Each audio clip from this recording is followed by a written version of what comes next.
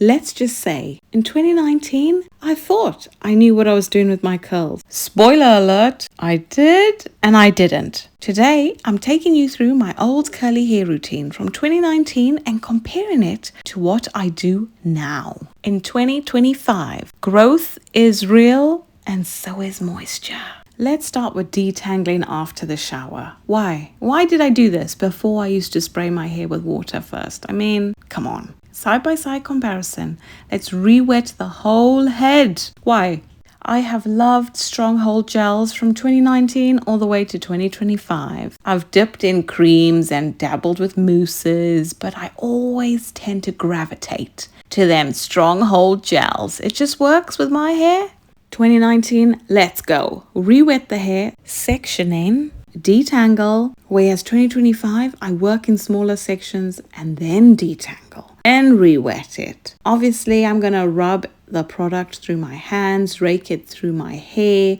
I do this now as I did before. There's no change really. But wait for the trick. I used to add so much product, more and more and more, because I thought that was the way. However, sometimes it isn't good to keep layering product over product over product. I mean, just look at the difference already. 2019, I thought styling brushes were the way. I know this viral brush wasn't there in 2019, but I was always thinking the brush makes my curls look good. But it isn't always the case. Different products work well with the brush, while others work well when you rake it through. And then I would go back styling with a brush again in smaller sections. The moisture's gone by then. I should have added more water, but now I know better. I continue the same process throughout my whole head for both sides. I don't really change the process. Moisture is key. If there isn't enough moisture, the frizz comes like nothing else. Either start on soaking wet hair or you need to re-wet that hair again and again and again. In 2019, my curls look like this. And now the glow up. Even 2024 was looking good.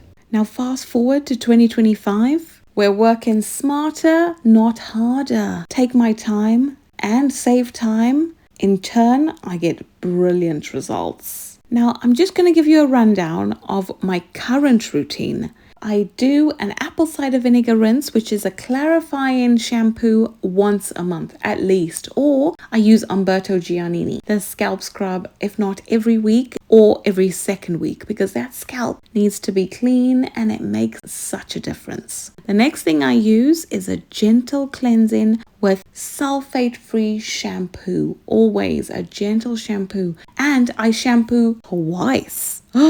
I know. The next thing is I get a moisturizing conditioner. I also then deep condition weekly, either with a protein treatment or a moisture treatment. I alternate between the two.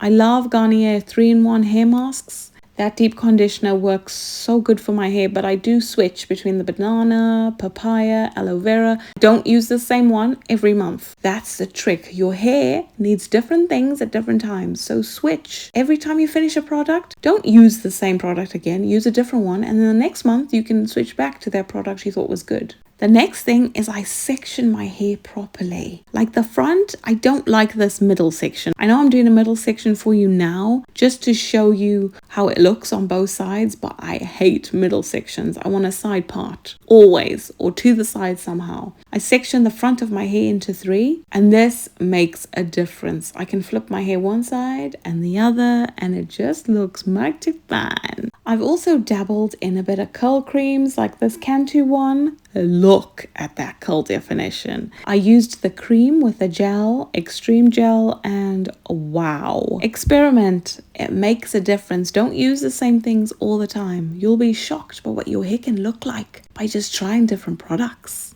Another thing is I brush style, I finger coil, I've used a pencil, Denman brush handle, like I've tried different techniques. And on certain days, I want my hair to look like this. Another day, I want it to look like that. When I've decided what kind of style I want, I know, I'm going to finger coil. Or no, this is raking this week. Or no, I'm using the brush. Like I said, even certain products only work well with the tangle teaser or with the Denman brush on my hair. That's what I've found. But Raking always seems to be at the top of my list. I don't know why, but I gravitate to it. I think I prefer how my curls look when I rake my hair. And another thing is diffusing. I let my hair air dry for maybe 20 minutes, even less, 10 minutes, and then I diffuse. What a game changer. I used to air dry my hair all the time. It is not good. Your hair shouldn't be wet for long periods of time every week. It actually isn't good for your hair. Diffusing really took my hair to another level, and it saves time. Once I actually learned how to listen to my hair, you need to listen to your hair. It is telling you something. Do what it tells you. I now use products based on what my hair needs rather than what I think I want to try or what I assume is a good product because someone else has used it. I even base my products on occasions. If I'm going to go to a special place, how long is this product going to last me? 3 days, 5 days, 8 days? I love products that last me all week. I want to do my hair once and not worry about it for the rest of the week. But obviously that's not always the case with different products. Diffusing. Right products, game changer for me, for volume, and how long it actually lasts. What is the biggest lesson I've learned? Less guessing and more understanding. My porosity is low to medium porosity, and so it needs a lot of moisture. What matters most is your porosity rather than the type of your hair. What is my hair actually in need of? Protein or moisture? Mostly moisture, but sometimes protein.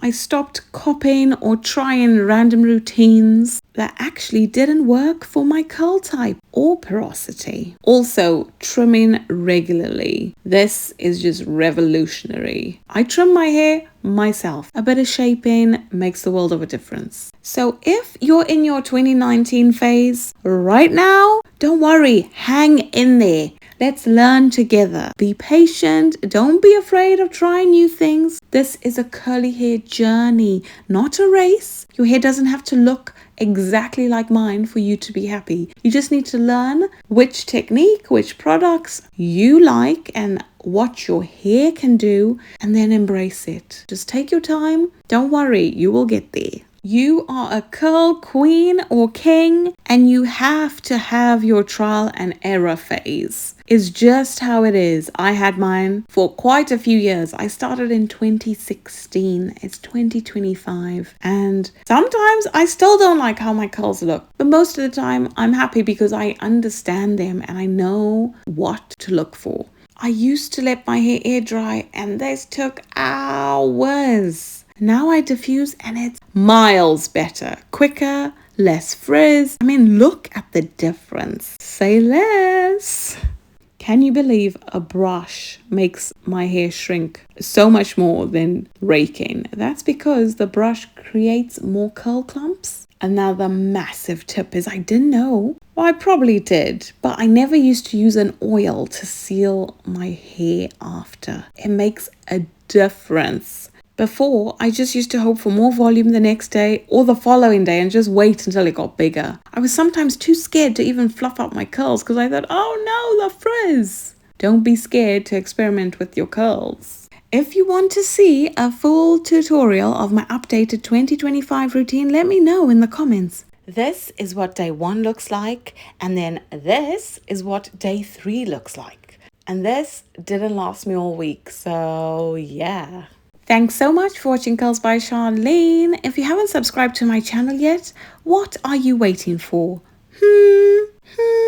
And why not hit the bell button so you're notified every time I post a new video. Thanks for watching Curls by Sharlene, and I will see you next time. Peace out.